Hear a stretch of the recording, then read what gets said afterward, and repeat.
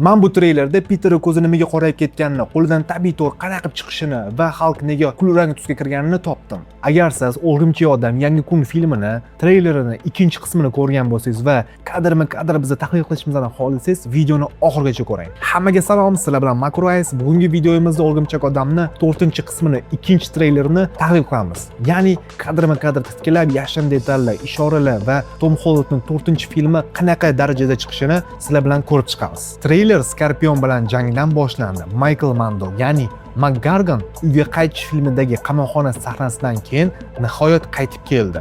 Endi uning zamonaviy texnologik Skorpion kostyumi bor. Lekin mana bunisiga e'tibor bering. Bu oddiy jang emas. Peter Skorpionni mashinaga urdi. Xuddi Hulkdek. Ko'rib turibsiz, u haqiqatdan ham vahshiylashib ketdi. Eng asosiysi Peterning qora ko'zlariga qarang. Ulardagi aks etishda politsiya mashinasining chirog'i ko'rinib turibdi. Demak, u ehtimol politsiyachini urib qo'ygan va buni o'zi ham sezadi. Oddiy Peter bunday qilmas edi. Mana shu joyi muhim. Bu kuch emas, nazoratni yo'qotish. Va Peterning o'zi shu kuchidan qo'rqardi. Xuddi komikslardagi mukammal o'rgimchak odamga o'xshaydi. Kuch juda ham ko'p, lekin uni jilovlab bo'lmaydi.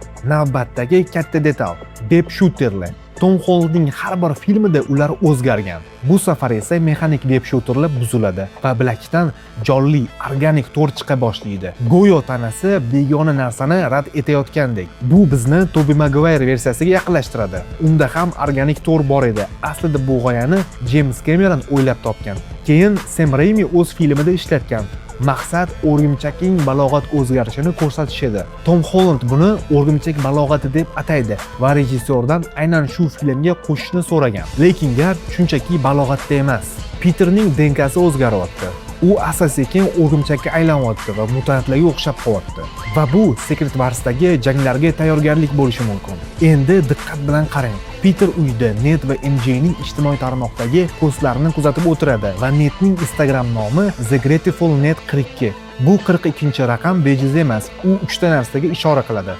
Birinchisi Galaktika bo'ylab Stopchining qo'llanmasi kitobi. Ikkinchisi Jack Robinsonning forma raqami. Uchinchisi esa eng muhimi, O'rgimchak odam yondosh olamlar filmida Miles Moralesning olami, ya'ni 42-yer. Mana shunisi juda muhim. Kevin Feige 2027-yilda O'rgimchak odam koinotlar chegarasidan tashqarida chiqmagunicha jonli Miles Moralesni MCUga kiritmaslikka qaror qilgan. Tom Holland esa Miles Morales va Gwenga ustozlik qilishini aytgan. Demak, bu film kelajakka qurilgan ko'prik bo'ladi. Peter o'zining DNK muammosi bilan shifokorga borishi kerak. Connors yo'q, Richards yo'q, lekin mutatsiyani biladigan bitta odam bor, Bruce Banner. Peter Empire State universitetining hudisini kiyib oladi. Banner aynan shu yerda dars beradi. Banner unga xalqni jilovlash uchun Blackdagi qurilmani ko'rsatdi. Unda gamma suppressor aktiv deb yozilgan. Xalq qonidagi gamma nurlanishni bostiruvchi qurilma. Va mana shu yerda muhim so'z bor: mutatsiya. Bu so'zning ishlatilishi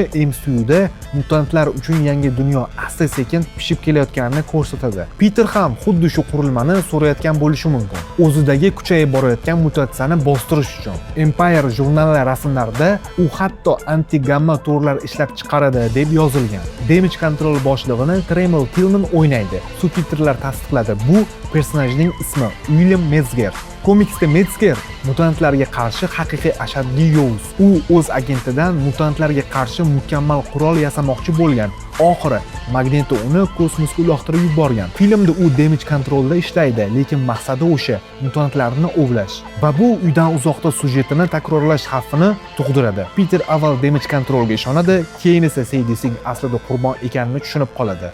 Ya'ni Peter yana aldanish arafasida turibdi. Mysterio o'rnida endi bu Damage Control. Peter hatto shahar kalitini ham olgan, ya'ni tashkilotning ittifoqchisiga aylangan. Treylerda Hulk yashil, lekin sizib chiqqan versiyada u kulrang edi. O'yinchoqlarda ham goh yashil, goh kulrang chiqyapti. Aktyorlar bilan bo'lgan suhbatda qiziq narsa yuz berdi. Hulk yashil deyilganda Zendaya to'satdan "Rostdanmi, shundaymikan?" deb yubordi. Jacob Batalon boshqa ranglari ham bor dedi, lekin Tom Holland "Men buni aytmadim, ular aytdi" deb qo'ydi. Bu kulrang Hulkni deyarli tasdiqlaydi. Qizig'i shundaki, 1960 1962-yilgi eng birinchi g'aroyib xalq komiksida Stenli uni kulrang qilmoqchi bo'lgan, lekin o'sha davr bosma texnologiyasi toza kulrang rangini chiqara olmagan. Shuning uchun uni yashil qilishgan.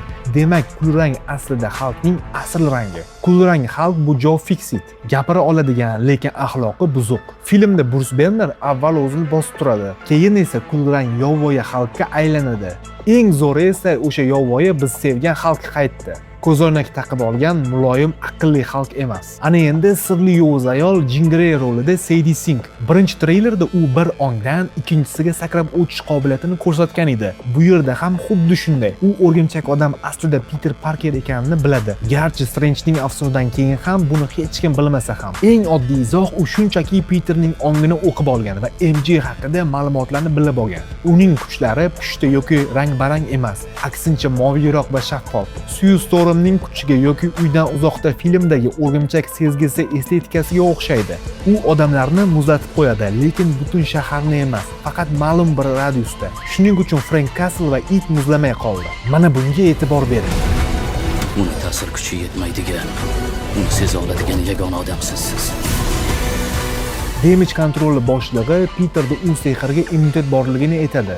Lekin treylerda Frank Castle ham muzlamaydi. Demak, jazolovchida ham nimadir bor. Va Jean Grey shishaxonada Damage Control tomonidan tutqun bo'lib turibdi. Demak, u ozod bo'lish uchun albatta Peter uni qutqarishi kerak. Ned o'rgimchak odamning kimligini topishga urinadi. U o'rgimchak odam bilan ishlaganini eslaydi, lekin niqob ostidagi yuzini eslay olmaydi. U Spider Tracker degan ilova yaratgan. Devorda dalillar osilgan erkak 18-25 yosh, oq tanli, birinchi marta 2026-yilda paydo bo'lgan. Queens aksenti bilan gapiradi. Ned hatto o'rgimchak odamning bo'yini taxminan 170 cm deb belgilab qo'ygan. Peter Parkerning bo'yi esa 173 cm.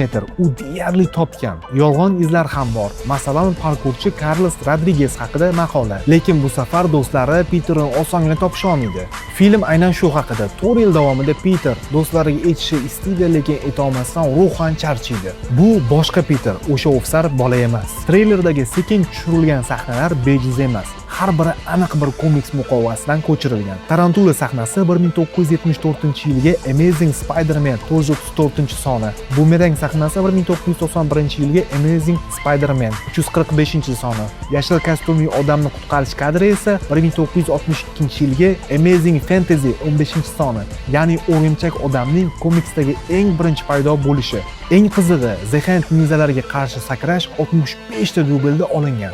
Bu 2012-yilga qasoskorlar o'rgimchak odam 6-soniga o'xshaydi. Lekin o'sha komiksda Peterning yonida jazolovchi va Daredevil ham bor edi. Demak, Daredevilni marketing uchun bu kadrlardan ataylab o'chirib tashlagan bo'lishligi mumkin. Treyler oxirida Peter qamoqxonada The Hand klani bilan jang qiladi. Niqobsiz, qora ko'zlari bilan, yuzida qon. Bu deyarli horror filmdek ko'rinadi. Sahnada Block C yozuvi ko'rinib qoladi. Komiksda Block D deb nomlangan sujet bor. Unda Daredevil qamoqxonada, jazolovchi esa unga yordam beradi. Bu sujet Daredevil qayta tug'ilishda ekranlashtirila boshlangan. Qayta tug'ilishning ikkinchi mavsumi oxirida Daredevil qamoqxonaga tushadi. Demak, Peter uni ozod qilgani kelgan bo'lishi mumkin. The Hand ninzalari u yerda nima qilishayotganligi hali sir.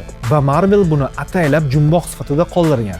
Yana bir nechta detal. Kostyum ichidagi interfeys juda sodda. U gamma nurlanishni aniqlaydi va uning trayektoriyasini real vaqtning o'zida hisoblab boradi. Eng qizig'i, qurilma Jean Grey boshqarayotgan tanalardagi gamma energiyasini kuzatib boradi. Bu kuchning qaysi odamdan qaysi odamga o'tayotganini ham fosh qiladi.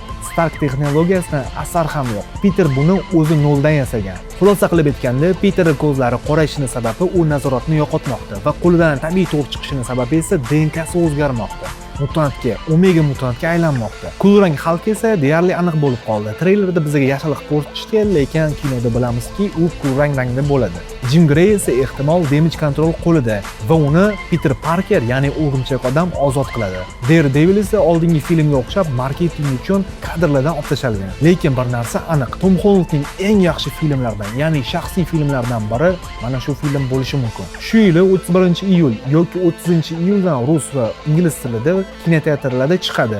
O'zbek tilida esa 6-avgustdan premyera qilishni boshlashadi.